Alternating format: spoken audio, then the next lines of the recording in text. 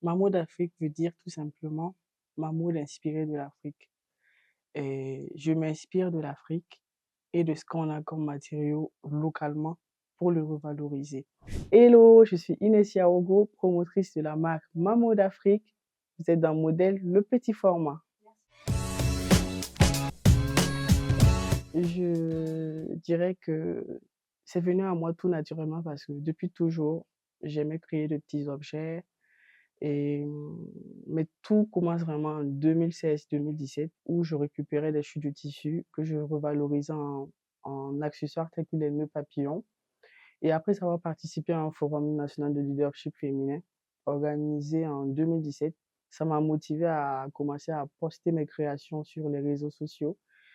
Entre-temps, j'ai dû aller à l'étranger, plus précisément en France dans le cadre de mes études, et j'ai continué, j'ai même intégré un incubateur universitaire et j'ai commencé à participer à des événements culturels tels que des défilés de mode et des expositions dans la ville de Reims où j'habitais. Déjà, je suis burkinabé, je suis africaine, donc quoi de mieux que de valoriser ce qu'on a de manière locale. Voilà. Mais de base, j'utilisais plus le wax à mes débuts parce que j'étais dans un principe de recyclage et tout. Mais après, je me suis dit, en fait, on a tout ce qu'il faut chez nous. Voilà. On a tout ce faut chez nous. On a le savoir-faire. Donc, pourquoi pas le valoriser à travers mes créations? Donc, pour moi, travailler aujourd'hui avec le faso d'Anfani, le cuir fait au Burkina, c'est une évidence. Je dirais qu'il y a beaucoup d'évolutions. Je pense que le façon d'Anfani, comme il était présenté avant, on le retrouve aujourd'hui, mais sous diverses formes, en fait. Voilà. Il a été quand même, il y a eu pas mal d'améliorations. Et aussi par rapport aux coupes, les coupes aussi par rapport aux vêtements qu'on peut retrouver sur le marché sont plus modernes.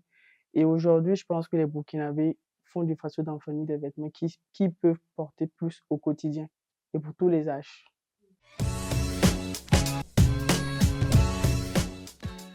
En travaillant plus précisément avec le faso d'Anfani qui est fait au Burkina, on se démarque plus facilement parce que dans la mode aujourd'hui, il y a pas mal de créateurs qui travaillent avec le wax.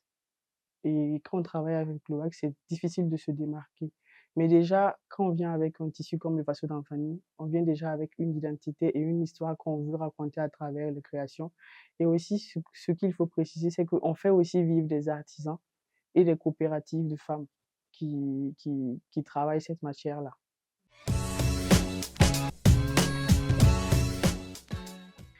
Je dirais que c'est assez compliqué souvent parce que vu que je ne suis pas sur place, on échange beaucoup par téléphone, mais je pense aussi qu'au fil des ans et des collaborations, on a appris à se faire confiance et à avoir la même vision, surtout par rapport à la finition des produits et aussi parce que moi, j'apporte surtout le côté créatif, les idées, le choix des matières, des couleurs. Mais j'ai besoin des artisans aujourd'hui parce que c'est lui qui a ce savoir-faire-là pour rendre vivant et mon imagination, on va dire.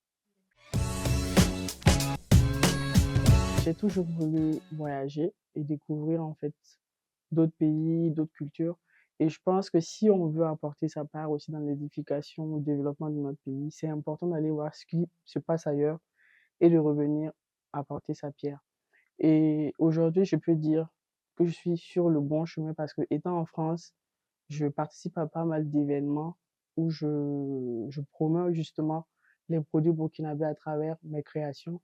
Et j'organise depuis 2 ans maintenant un événement qu'on appelle le Pop-Up Store Ouaga Paris, qui rassemble des marques burkinabées, des initiatives de burkinabés qui sont à l'extérieur ou même de certains qui sont à Ouagadougou qui nous envoient leurs produits.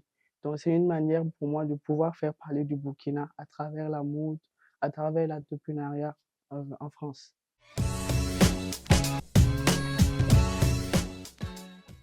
Les grands défis auxquels j'ai pu faire face, je dirais que c'est plus par rapport à l'aspect création. Création parce que je suis quand même, c'est vrai qu'on a une équipe sur place, mais j'ai mes yeux à distance. Et ce que tu peux recevoir en photo n'est pas forcément la même chose quand tu le reçois physiquement. Et aussi le problème logistique parce que lorsque je reçois mes produits ils sont conditionnés. Souvent, ils peuvent arriver en mauvais état. Mais grand défi, je peux dire que ça commence maintenant parce que moi, j'ai commencé cette aventure avec la marque étant passionnée.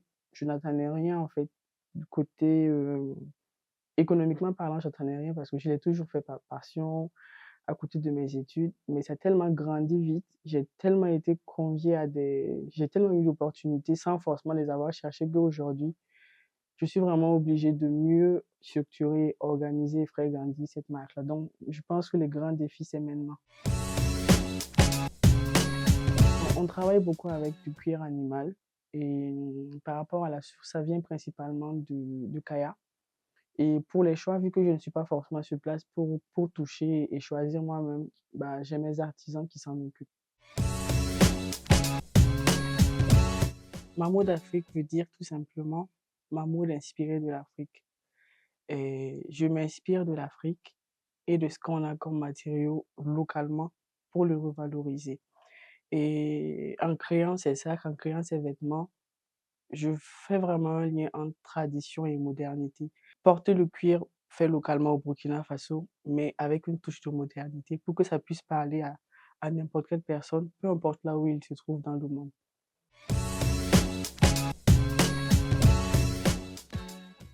Je dirais que oui, parce que déjà, Paris, c'est la capitale de la mode. Il y a pas mal de concept stores à Paris aussi qui mettent en avant les créateurs africains.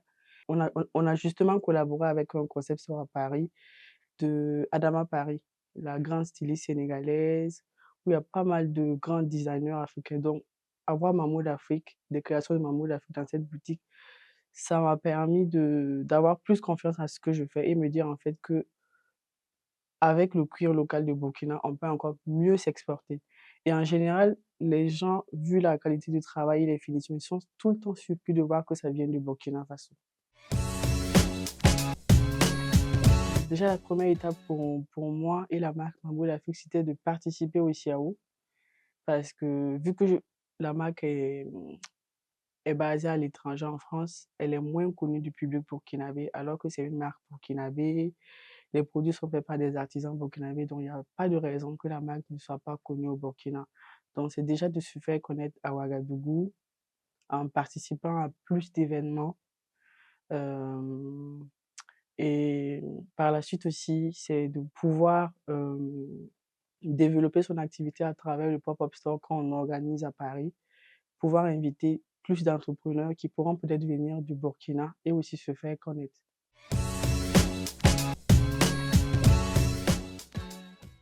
Je dirais d'abord de se lancer parce que, en général, quand on a un projet, on pense qu'il faut tout parfaire avant de commencer.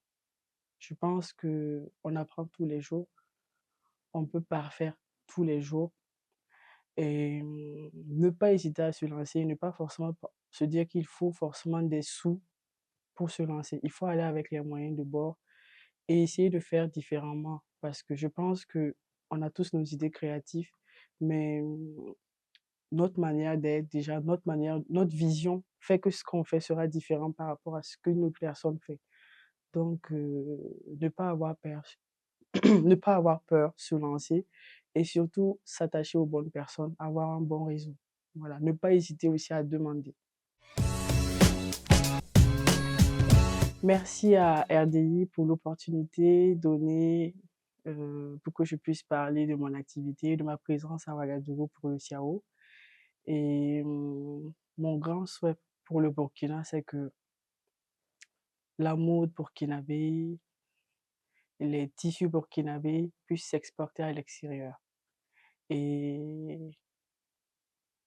aussi que ma marque, ma mode Afrique, soit une marque connue par les Burkinabés et consommée par les Burkinabés.